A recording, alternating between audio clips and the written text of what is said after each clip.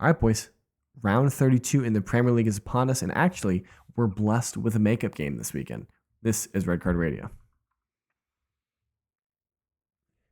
Good morning, good evening, good afternoon, whenever you're listening from. Thanks for tuning in. Red Card Radio is a weekly look at the Premier League from three friends who support different clubs. My name is James, I support Arsenal.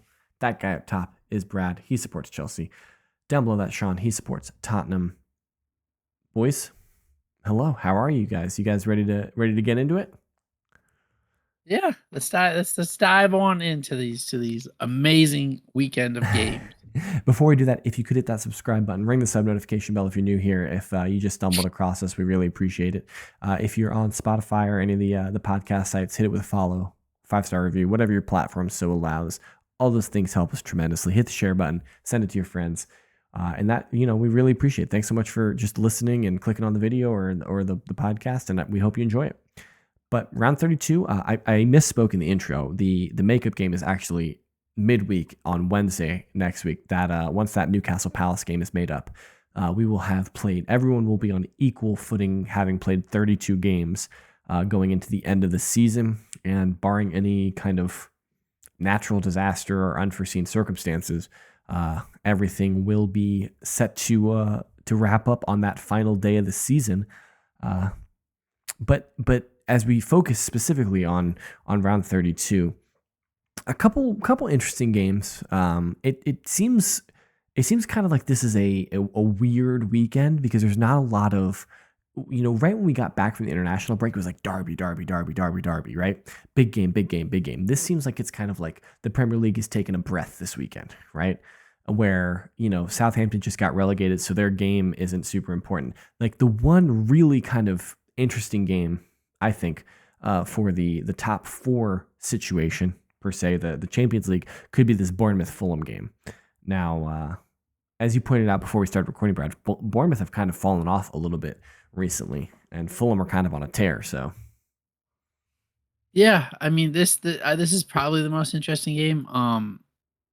It's not like Bournemouth have been playing bad. They're just not getting the results they were getting before, and it's like they're also not getting all the late goals, right? Like that had to have run out at some point.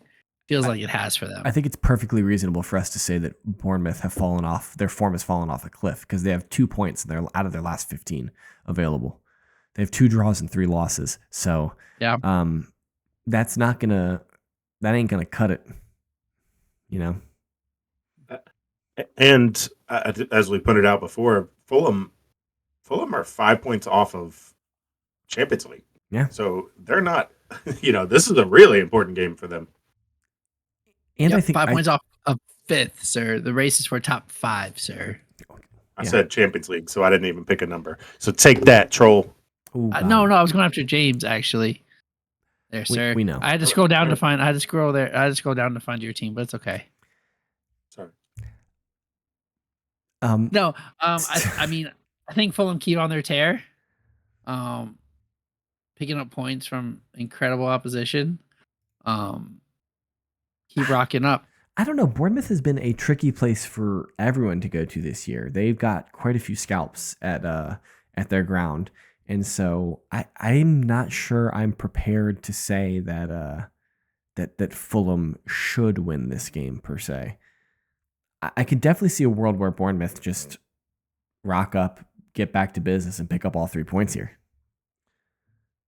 Yeah, and it's just fighting Arsenal South, right? Like, I mean, that's what we've been saying about Fulham. Yeah, Fulham. It reminds me a little bit of the little baseball reference. The top four in batting average in the entire league are Jose Altuve of the Astros and 3 former Astros, which is just it's like Bregman, Tucker, and somebody else on their new teams, which is just like Arsenal players just leaving and then having success wherever they are. I mean, except for relegated Ramsdale. It's a fair point. Yeah. Dang. It took Alex Iwobi a few years to find his feet at Fulham because those years at Everton were a little bit lean for him. But no, yeah, like obviously, I got a lot of, I passively support Fulham insofar as I can because of Leno and Iwobi and Emile Smith-Rowe and Reece Nelson, even though he's injured. who's technically still an Arsenal player. He'll be back at the end of his loan when his loan expires. So, let me get back to my list of games. Yeah, I think that's kind of the most intriguing game for potential Champions League. Yeah, but if you look, maybe I think this is Brad. Why don't you lead us into the Wolves Spurs games? How were you describing this game earlier? So if you watched last episode, Sean was like, no big deal, business handled against number 20th place Southampton. But he says we need to do this against Wolves, who are 17th in the table. Yes. 17th and was really one goal away from being in a relegation battle with Ipswich. That is true. We didn't even talk about the fact that Ipswich were winning that game until like late second half. Yes, and we also didn't talk about the comical Ipswich in the box indirect free kick. They saved that, man. That was good. It was a great save. But I'm really excited for you, Sean. This seems like a hot game with going to the Molyneux. Difficult place to play.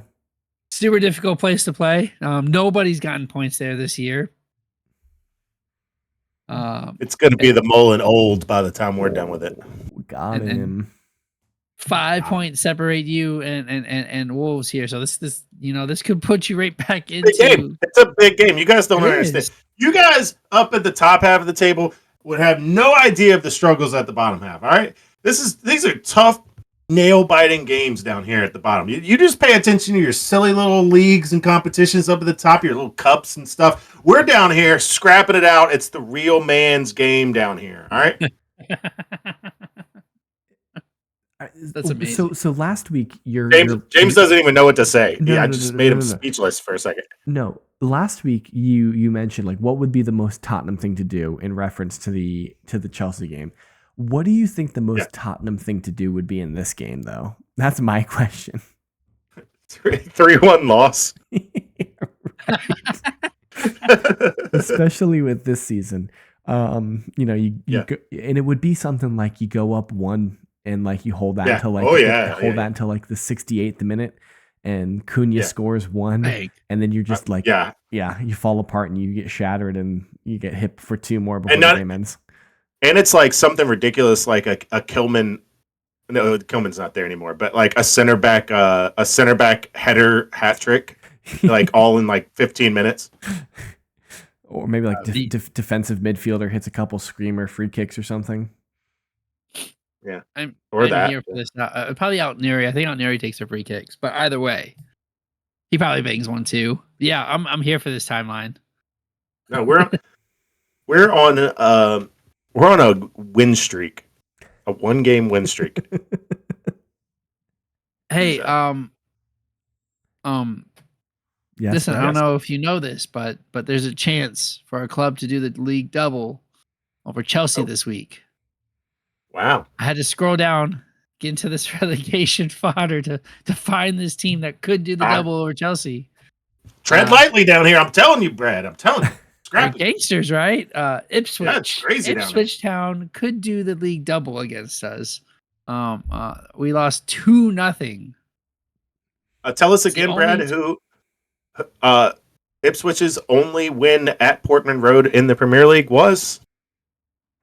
Chelsea, but if I'm Chelsea, there we go. If you're going to answer that question, who was the first win that Ipswich got in the Premier League away from home? I was setting you up. Your joke was the league double over Chelsea. I was setting you up. That is their only win at home, and their only win on the away is Tottenham. Yeah, I don't know if it's their only win, but that was their first win was against Tottenham. They got 4 wins, so they've got to have won somewhere else.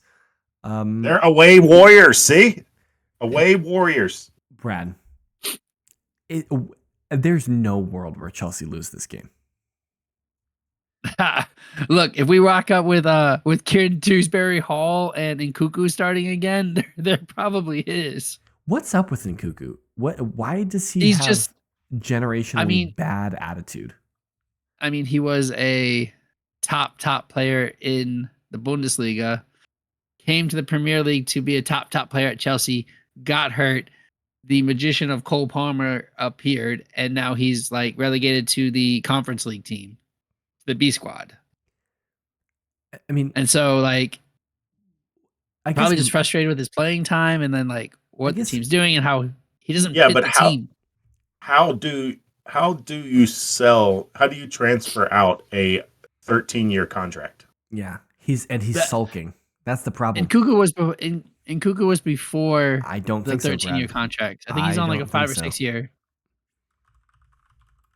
The 30-year fixed APR mortgages that Bowley's doing. Yeah.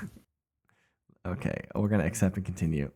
2028. Yeah, it was only a 6-year deal, sir. 2023 to 2028. His contract expires in 2029. I don't know where you're looking at, Brad, but his contract expires in 2029. Okay, fine. Okay. But that's he's 3 years. He's only been with the club for a year and a half at this point. Like, this is the end of his second season. Yes.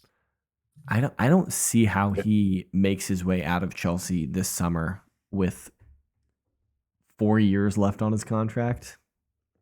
Listen, this is the typical Leipzig strikers.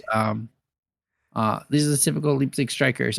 We buy them, and then we loan them back, and then they buy them back. And then they go to Italian clubs. And then they go to Tottenham. And then they go to Tottenham, and then they still can't score goals. But they get a second loan at Tottenham, where like they're statistically the best winger or whatever. Sean tried to make that argument. That was the first loan, and that was factually true. He's injured though now, right? Timo Werner's injured. Yeah. Sure. I don't know. Is his season done? Is he going to come back at any point, or is he just done? I don't think he's done.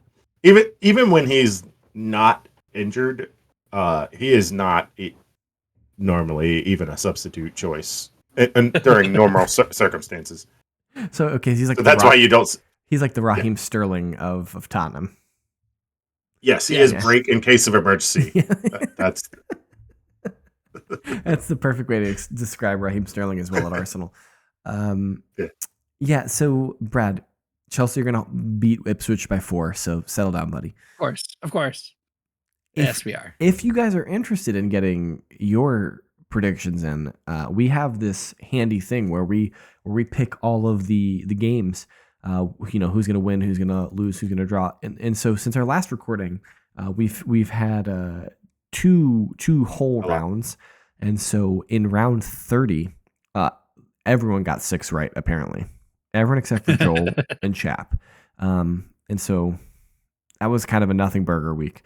But then in the round 31, it seemed like none of us could get any of these right except for Joel. Joel got 5 right, and that was the most correct. Jimmy came with 4, and then all the rest of us got 3 right. So if we look at the overall standings, not much has changed at all. Jimmy and Jack are still in first position. 2 brains are better than 1. Sean Stradamus is in second. He's still 3 back, and so Brad is. Brad seems like he's falling fast. Listen, look, we had a lull. We had some injuries. Okay. The team is getting healthy. Making a comeback. We don't discuss final push. We don't discuss my picks and Joel's picks because we are so far away that it doesn't matter.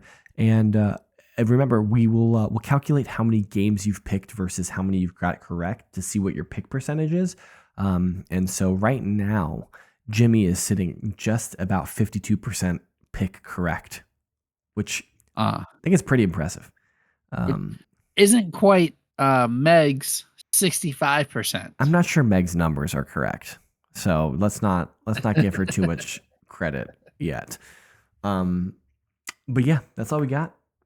If you want to get in on this really cool spreadsheet, maybe we'll publish the spreadsheet at the end so you guys can all see it, and maybe you can give us suggestions on how you would do it next year. Because I like it because I created it, so I think it's a good spreadsheet. But I digress. If you want to get in on it, join our Discord. It's in the description of this video or the podcast.